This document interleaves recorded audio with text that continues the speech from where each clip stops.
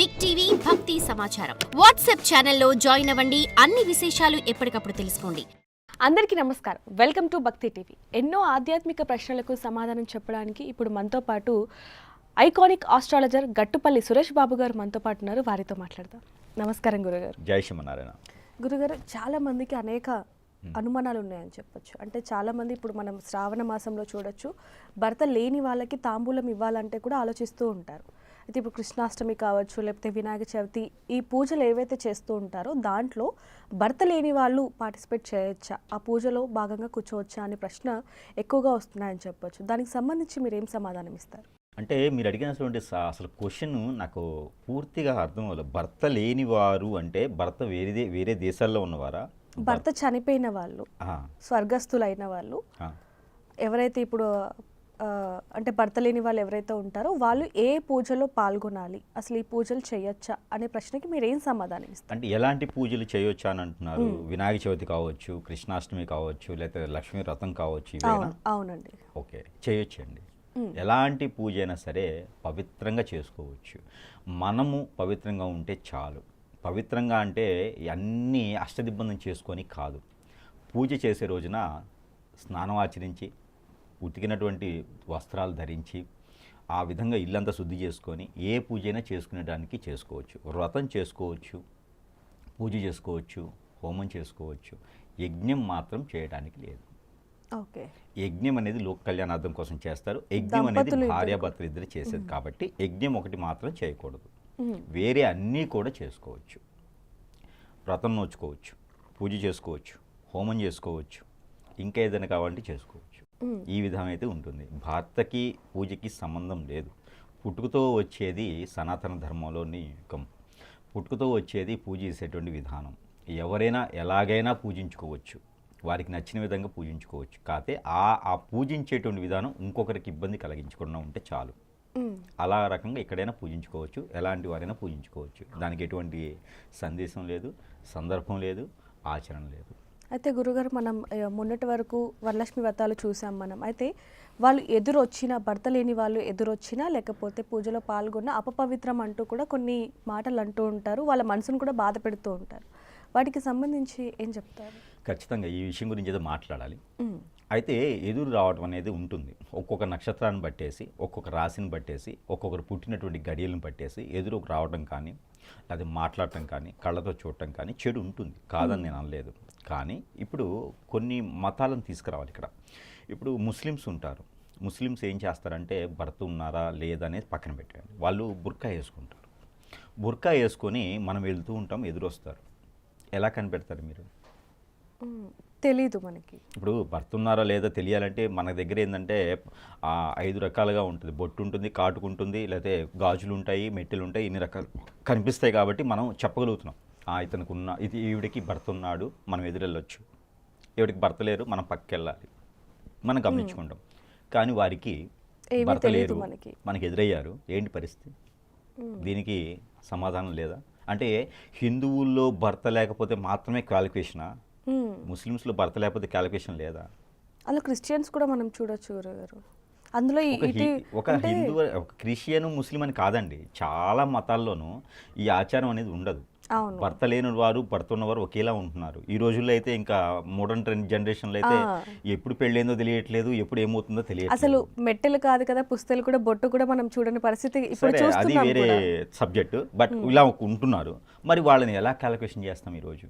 అదే, ఇది మన ధర్మం చెప్పలేదు, మనకి న్యాయం చెప్పలేదు, మనకి ఏ పురాణాల్లోనూ ఏ గ్రంథాల్లోనూ లేదు. ఇది వీళ్ళు సృష్టించుకున్నటువంటి ధర్మం ఇదంతా. వీరు ఈ గురువులు, ఈ పీఠాధిపతులు, వీళ్ళంతా కూడా రోజుకి ఏదో ఒక టాపిక్ కావాలి కాబట్టి ఒక్కొక్కటి క్రియేట్ చేస్తూ ఉంటారు. మొన్న ఈ మధ్యన కొన్ని ప్రాంతాల్లో అయితే ఏంటంటే ఆషాఢ మాసంలో కొడుకు పుట్టిన వాళ్ళకి నెత్తిన కొబ్బరికాయ కొట్టాలనో, లేకపోతే సంథింగ్ కొబ్బరికాయ దానం ఇవ్వాలనో ఒకటి సృష్టించారు. మరి అది ఎందుకు సృష్టించారనేది నాకు ఇప్పటివరకు అర్థం కాలేదు. కొబ్బరికాయ కొట్టాలి, అది ఎందుకు చేస్తున్నారనేది నాకు తెలియట్లేదు. సో ఇలాంటివన్నీ ఏంటంటే పబ్లిసిటీ పొందడానికి చేసే తప్పితే, ఎక్కడో దగ్గర గ్రూప్గా వచ్చేసి వాదనలు పెట్టుకొని, ఏదో ఒక చిన్న సబ్జెక్ట్ మీద గొడవలు పెట్టుకొని అక్కడ ఏదో క్రియేట్ చేసాం అని ఒక 10 మంది నమ్మేస్తారు. ఆ 10 మంది ఏంటంటే వాళ్ళు దాంట్లో మూర్ఖులో మొండోళ్ళో లేకపోతే ఇలాంటి సెంటిమెంట్ చూసేవాళ్ళు ఉంటే నిజంగానే వారికి ఏదైనా పని అవ్వకపోతే అవును నిజమే ఆవిడ ఎదురొచ్చింది నాకు పని అవ్వలేదు అని చెప్పేసి ఉండే విధంగా తప్పితే వేరే విధంగా లేదు. పెళ్ళి అయిన వారు ఎదురొచ్చినా కూడా ఒక్కోసారి కలిసి రాదు, మరి దాన్ని ఏమంటారు? అవునండి. ఇదంతా కూడా మనం ఎంచుకునేటువంటి దానిలో ఉంటుంది.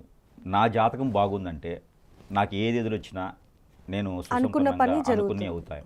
నా జాతకం ఈరోజు బాగలేదు అంటే అనుకోకుండా ఆటోమేటిక్గా తగిలిన దానికి మళ్ళీ తగులుతూ ఉంటాయి. అంతమించి ఎవరు ఎదురొచ్చారు, ఎవరు ఏమవుతుంది, బ్లడ్ ఎదురు రాకూడదు, పిల్లి ఎదురు రాకూడదు, ఇవన్నీ ఏం లేదండి.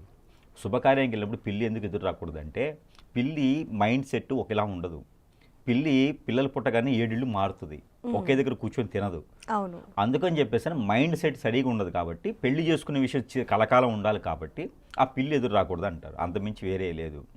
అంతేగాని పెళ్ళి అయిన వారు ఎదురొచ్చినా భర్త లేని వారు ఎదురొచ్చినా దానివల్ల ఇబ్బంది ఏం కలగదండి. అట్లా ఏం లేదు. ఇప్పుడు మన ఇంట్లో అమ్మమ్మో తాతమ్మో ఉంటారు, మనం గోరుముద్దలు తిని పెరుగుతాము.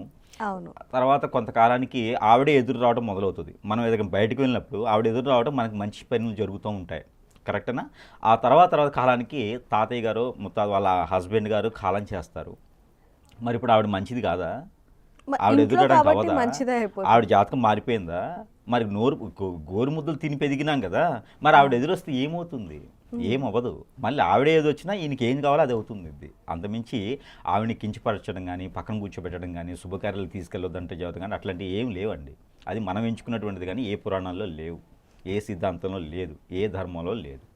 అది మనం ఎంచుకునే ఎవరైనా ఎదురు రావచ్చు. కాకపోతే వారి నక్షత్ర ప్రకారంగా కొంతమందికి సెట్ అవుతారు. ఇప్పుడు భార్యాభర్తలు ఎదురైతే మనం కంఫర్టబుల్ చూస్తాం కదా, అవును. అలానే కొన్ని నక్షత్రాలు ఉంటాయి, కూర నక్షత్రాలు ఉంటాయి, మధ్యస్థ నక్షత్రాలు ఉంటాయి, దైవగుణం నక్షత్రాలు ఉంటాయి. వీటిలో ఒకరికొకరు సెట్ అవ్వదు. నా నక్షత్రానికి అన్ని నక్షత్రాలు సెట్ అవుతాయని లేదు కదా. అలానే వారి నక్షత్రాలను బట్టి ఎవరైనా ఎదురొస్తే వారికి సెట్ అవ్వదు, ఇంకోళ్ళకి కూడా అవ్వదు అనేది ఏమి ఉండదు. అంతేగాని ఎవరున్నా లేకపోయినా పూజలు చేసుకోవచ్చు, తాంబూలం ఇవ్వచ్చు, పెద్దలుగా గౌరవించవచ్చు, విధానాలన్నీ చేసుకోవచ్చు, ఏ పద్ధతి అయినా పాటించుకోవచ్చు. కాకపోతే యజ్ఞం మాత్రం చేయకూడదు. అంతేగాని ఎదురొస్తే ఏం ప్రాబ్లం లేదు, ఇబ్బంది లేదు, ప్రశాంతంగా ఎదురు రావచ్చు. ఎదురొస్తేనే వెళ్ళండి, ఓకేనా? ఇది మన మాధ్యం ద్వారా ఈ సందర్భంగా చెప్పడం అయితే జరుగుతుంది. అవును. అంటే గురుగారు ఇంకోటి మనం చూడొచ్చు, అంటే పూర్వకాలంలో భర్త చనిపోయిన వాళ్ళు తెల్ల చీర కట్టుకోవాలి, గుండు కొట్టుకోవాలనేవి ఇప్పుడు కొంచెం ఆ పద్ధతి అనేది మారి మామూలు చీరలు కట్టుకోవడం, బొట్టు పెట్టుకోవడం ఇవన్నీ కూడా జరుగుతున్నాయి. అయితే వాటికి సంబంధించి కూడా ఆడవాళ్ళు అసలు బొట్టు పెట్టుకోకూడదు, రంగురంగుల చీరలు కట్టుకోకూడదు అనే వాటి గురించి మీరేం చెప్తారు? అయితే ఇక్కడ మీరు గమనించుకోవాల్సిందంటే అసలు మన పూర్వకాలం కాదు మీరు చెప్పింది. పూర్వకాలంలో ఏం జరిగేదంటే భర్తతో పాటు భార్య చనిపోయేది. అవును. ఆ అగ్నిలోకి ఆహుతి అయిపోయేది. తర్వాత కాలంలో ఈ యొక్క మనం సృష్టించుకున్నటువంటి సిద్ధాంత ప్రకారం ఏంటంటే వాళ్ళని ఐడెంటిటీ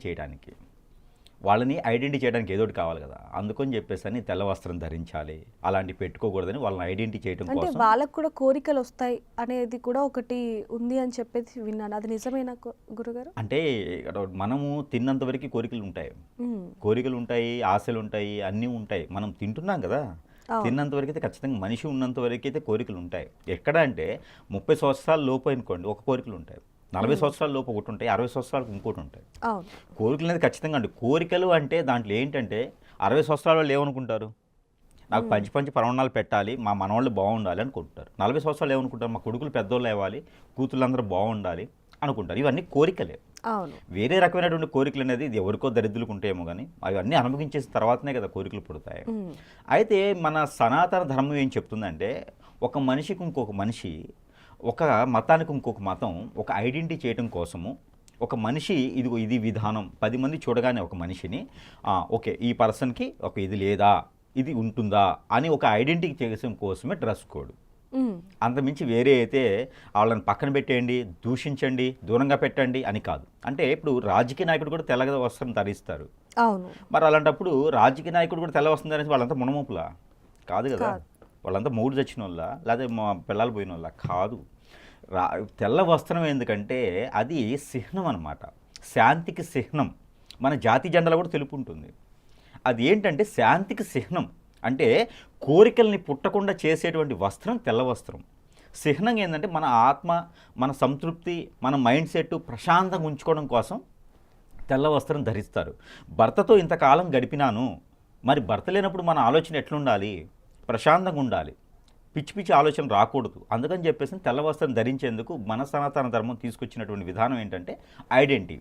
నలుగురు చూస్తే కూడా అమ్మ ఈమెకి లేడా, ఓకే ఓకే ఇతనికి లేదా అనేది మనకు తెలియటం కోసం ఐడెంటిటీ మాత్రమే తప్పితే వాళ్ళని దూషించి దూరంగా పెట్టేసి వాళ్ళని హింసించాలని కాదు.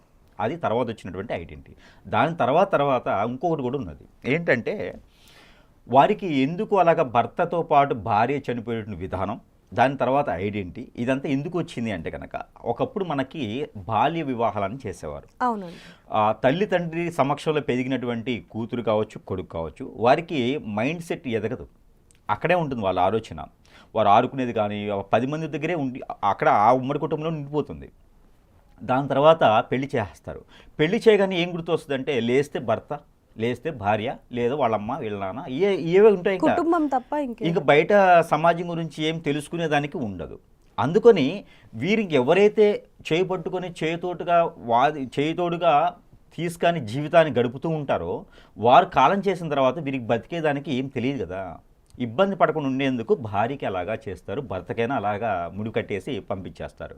ఈరోజు వీళ్ళు ఏమవుతుందంటే 30 సంవత్సరాలు లేకుండా పెళ్లి చేసుకునే విధానాలు అయితే ఈరోజు లేవు. 11 ఏళ్ళు 12 ఏళ్ళకే వాడికి విధానం అర్థమవుతుంది, ఎలా బ్రతకాలో తెలుస్తుంది, ఇండివిజువల్ లైఫ్ అనేది అర్థమవుతుంది వారికి. ఎలా బ్రతకాలో మనకు తెలుస్తుంది కాబట్టి, ఇంకొకరు తోడు లేకుండా మనం బ్రతకగలుగుతాం కాబట్టి ఈరోజు లైఫ్ అంతగా జనరేట్ అయిపోయింది. ఈ ఏఐ టెక్నాలజీ రావడం ద్వారా మనకి ఇంకొంచెం జనరేట్ అయిపోయి ఎవరి బతుకు వాళ్ళది అయిపోయింది కాబట్టి అలాంటి సిస్టమ్స్ అనేది దూరమైనవి. ఇవన్నీ మనం సృష్టించుకునే. అక్కడ కాలాన్ని బట్టి సిస్టమ్ చేంజ్ అయిపోద్ది, ఆటోమేటిక్గా రాజ్యాంగం మారిపోతున్నది. ఇది మనకి సనాతన ధర్మం చెప్పలేదు, మనకున్న పరిస్థితుల ప్రకారం మాత్రమే చేసుకోవాలి. అంతేగాని వేరే విధంగా ఇది ఇట్లానే ఉండాలి అనేది ఏం లేదు. అక్కడ పరిస్థితులు ఎలా ఉన్నాయి దాని విధంగా చేసుకుంటే సరిపోతుంది. నిజంగానే గురుగారు, భర్త లేని వాళ్ళని చులకనగా చూసేవారికైతే ఈ వీడియో చాలా చక్కటి వీడియో అవుతుంది. ధన్యవాదాలండి. For more videos like this, subscribe Big TV channel.